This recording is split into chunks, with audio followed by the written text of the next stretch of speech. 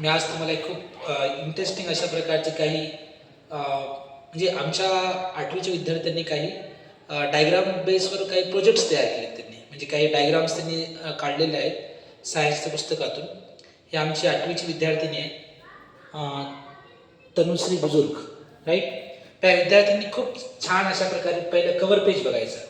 Cover पेजमध्ये काय केलं आहे पहा, एक अर्थ दाखवलं आणि अर्थ म्हणजे सायन्स, म्हणजे आता दाखवायचं आहे सायन्स म्हणजे काय सगळं काही आहे. बट डायग्राम्स बघा. आता ही पहिली डायग्राम आहे, फंगीची डायग्राम आहे. फर्स्ट फंगी, किती छान डायग्राम काढले मला, खूप इनोव्हेटिव्ह आहे, राईट. याच्यानंतर सेकंड डायग्राम आहे आपली, ही ड्राय सेलची डायग्राम आहे. ड्राय सेल म्हणजे आपण जे सेल वगैरे वापरतो ना, छोटे सेल, पेन्सिल सेल वगैरे रिमोटमध्ये, त्याला आपण ड्राय सेल म्हणतो. खूप छान डायग्राम आहे ड्राय सेलची, राईट. याच्यानंतर बघा, ड्राय सेलच्या नंतर हे डायग्राम आहे आपली लीड ॲसिड सेल, ज्याला आपण लीड स्टोरेज बॅटरी म्हणतो. ज्या मोठ्या बॅटरीज आपण घरी डोमेस्टिक लेवलमध्ये, फोर व्हीलरमध्ये, राईट, ट्रक्समध्ये आपण ज्या बॅटरी वापरतो ना, ती लीड ॲसिड बॅटरी असते. याच्यामध्ये सल्फ्युरिक ॲसिडचा वापर केला जातो. याच्यामध्ये ॲनोड कॅथोड म्हणून आपण लीड आणि स्पॉन्जी लीड ऑक्साईड याचा वापर आपण करतो, राईट. याच्यामध्ये जवळपास 38% अशा प्रकारचं सल्फ्युरिक ॲसिड वापरलं जातं. खूप अतिशय सुंदर अशा प्रकारची डायग्राम आहे. याच्यानंतर बघा, ही डायग्राम आहे आपली इलेक्ट्रिक बेल, राईट. मग आता म्हणतात ना फिजिक्समध्ये कन्सेप्ट आहे बघा, इलेक्ट्रोमॅग्नेटिक इंडक्शन, राईट. त्याच्यावरती बेस हा पूर्ण एक एक्सपेरिमेंट आहे, राईट.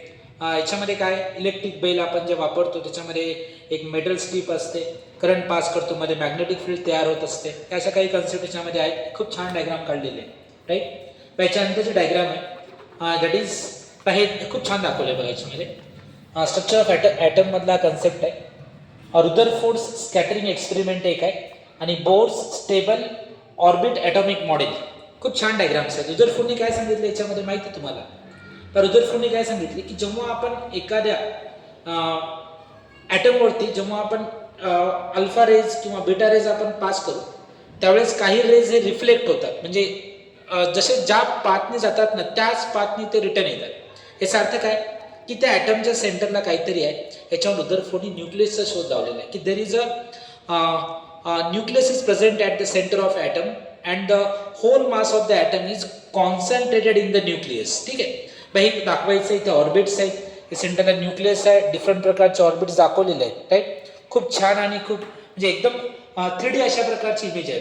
किती किती इनोव्हेटिव्ह आहे, राईट. ओके, नेक्स्ट आहे बघा. त्याच्यानंतर ही डायग्राम आहे, ही डायग्राम आहे प्लांट सेलची, राईट. प्लांट सेलची डायग्राम आहे, खूप एकदम डिटेलमध्ये आहे, म्हणजे जशी आपण प्रिंट काढतो का नाही 3D मध्ये त्या प्रकारची इमेज आहे. त्याच्यामध्ये सगळं डिटेलमध्ये एकदम बारीक बारीक सगळ्या कन्सेप्टनी व्यवस्थित लिहिलेले आहे, ठीक आहे. त्याच्यानंतरची डायग्राम आहे दॅट इज ॲनिमल सेल. तुम्हाला मेजर एक दोघांमधला मेजर फरक माहिती आहे तुम्हाला की प्लांट सेलमध्ये सेल वॉल प्रेझेंट असते आणि ॲनिमल सेलमध्ये सेल वॉल ॲब्सेंट आहे. आणि बाकीचे सगळे जे काही सेल ऑर्गेनेल्स आहेत खूप छान आणि खूप म्हणजे खूप चांगल्या प्रकारचे डायग्राम आहे. त्याला एकदम हाय क्वालिटी आणि 3D सारखी इमेजेस आहेत बघा. येस, नेक्स्ट डायग्राम आहे एक सेलमधला एक, याच्यामध्ये न्यूक्लिअर पोर्स आहेत, म्हणजे न्यूक्लियस दाखवण्याचं काम केलं. सॉरी, व्हॅक्युल्स नाही, न्यूक्लियस आहे. न्यूक्लियसमध्ये माहीत असतं काही क्रोमॅटिन मटेरियल असतं, क्रोमोझोम्स वगैरे अशा गोष्टी न्यूक्लियसमध्ये प्रेझेंट आहे. It is organelle of the cell. Next आहे आपल्याकडे, नेक्स्ट ऑर्गेनेल आहे मायटोकॉन्ड्रिया. एकदम छान डायग्राम आहे 3D मध्ये. मायटोकॉन्ड्रिया माहिती आहे, आपण सेलला पॉवर हाऊस म्हणतो ना, सेलचा कोण आहे ते पॉवर हाऊस आहे की जे ग्लुकोजपासून जे ATP तयार करण्याची प्रोसेस आहे की ज्याला आपण जनरली सेल्युलर रेस्पिरेशन म्हणतो, ते जनरली मायटोकॉन्ड्रियामध्ये आणि सायटोप्लाझममध्ये होत असते. याच्यानंतरची डायग्राम आहे ती म्हणजे that is chloroplast, right. Chloroplast खूप किती छान आहे. It is also the one of the cell organelle which is mainly present in the plant cell, right. Next diagram is the respiratory system. He generally human respiratory system दाखवलेली आहे. खूप छान प्रकारचा diagram आहे. याच्यामध्ये सगळ्या प्रकारचे जे काही रेस्पिरेटरी ऑर्गन्स आहेत, त्याच्यामध्ये नासल कॅव्हिटी असेल, फॅरिंग्स आहे, लॅरिंग्स आहे, ट्रॅकिया असेल, ब्रॉन्किल्स आहेत, अल्व्होली आहे, डायफ्राम आहे, लंग्स आहेत, सगळ्या प्रकारचे याच्यामध्ये पार्ट दाखवले आहेत आणि एकदम 3D अशा प्रकारची इमेज आहे. खूप सुंदर इमेज आहे, राईट. याच्यानंतर आहे हर्ट. हर्टची डायग्राम एकदम खूप छान, राईट. इव्हन आमचे जे 12वीचे विद्यार्थी आहेत ते सुद्धा अशा प्रकारची इमेज काढत नाही, राईट. 8वीचे 7वीचे विद्यार्थी अशा प्रकारची इमेज, आणि प्रत्येक पार्ट याच्यामध्ये खूप डिटेलमध्ये दाखवलेलं आहे. ठीक आहे. It is a human heart, specially it is a human heart.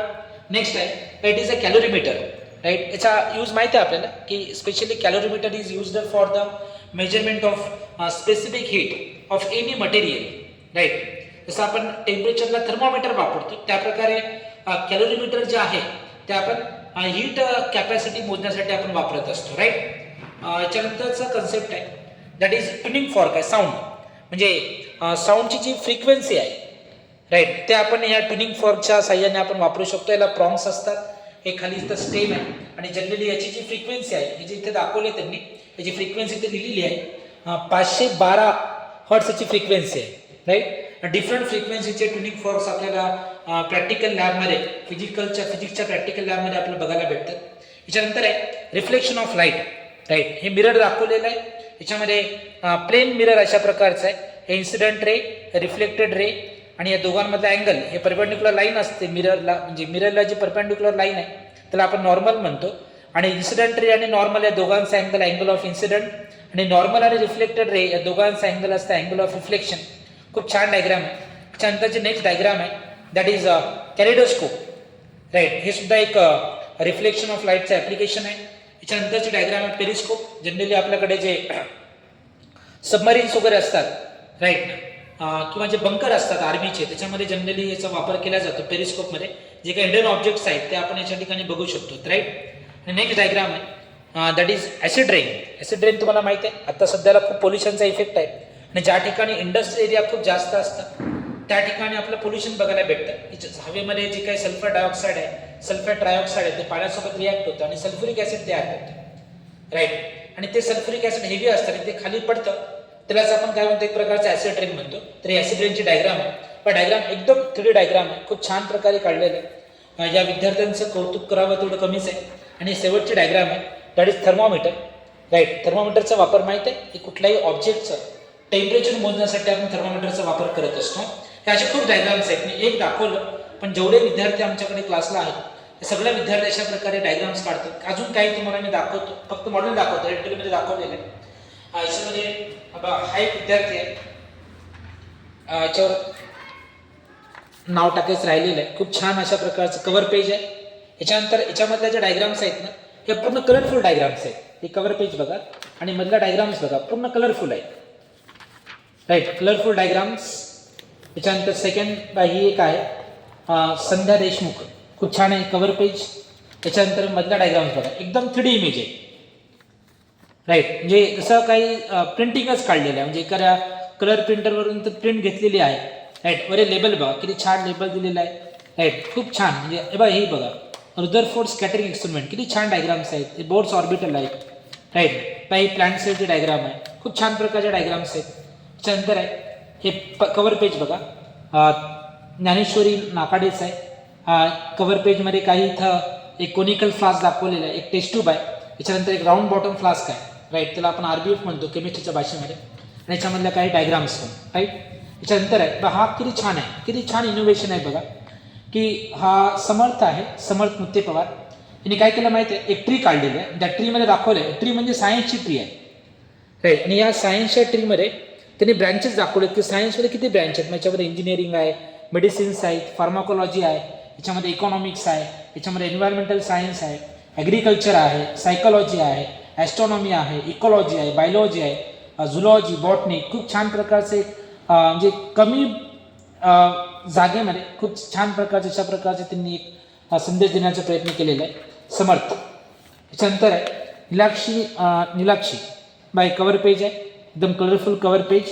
आणि याच्यातले डायग्रामसुद्धा खूप छान डायग्राम्स आहेत, राईट. सगळ्या 3D प्रकारचे इमेजेस या ठिकाणी म्हणजे विद्यार्थ्यांना 5वीपासूनच सायन्सची आवड निर्माण करणं आणि त्यांना या फ्लोमध्ये आणणं हे सगळ्यात महत्त्वाचं. आणि याच्यामध्ये पालकांनी विशेष लक्ष दिलं पाहिजे की खूप चांगल्या प्रकारचा डेव्हलपमेंट आणि मुलांमध्ये ही क्रिएटिव्हिटी आत्तापासूनच आहे. आणि ज्या विद्यार्थ्यांना सायन्समध्ये आवड निर्माण होईल भविष्यामध्ये तो विद्यार्थी खूप चांगल्या प्रकारचे अचिव्हमेंट करू शकतात. चांगल्या IITsमध्ये जाणं, चांगल्या एम्समध्ये MBBS करणं किंवा रिसर्चमध्ये जाणं आणि एक चांगला नागरिक म्हणून एक त्या ठिकाणी जिवंत जगू शकतात. राईट. खूप छान वाटलं डायग्राम बघून. असेच आपण नवीन नवीन व्हिडिओज आपण आमच्या यूट्यूब चॅनलवरती बघू शकता. त्यासाठी आपल्या चॅनलला सबस्क्राईब करा. राईट. थँक्यू.